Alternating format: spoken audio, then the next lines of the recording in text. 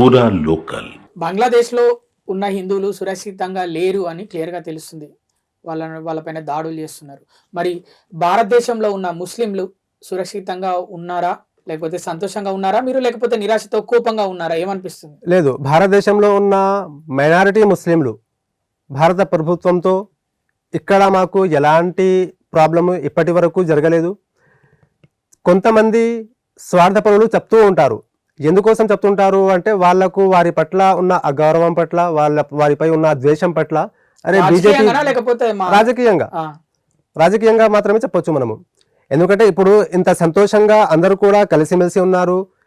ఏ లబ్ధి అయితే హిందూ సోదరులకు దక్కుతుందో అదే లబ్ధి ముస్లింలు కూడా ఇక్కడ పొందుతున్నారు భారతదేశంలో. అలాగే అన్ని రంగాల్లో కూడా అందరూ కలిసిమెలిసి ఉంటున్నారు, అందరికీ చేరుతుంది. అయితే దీనివల్ల మాకు ఎలాంటి ఆపద లేదు. మన భారతదేశంలో అందరం కూడా సుఖశాంతులతో కలిసిమెలిసి, అభద్రతా భావం ఎక్కడా కూడా లేదు.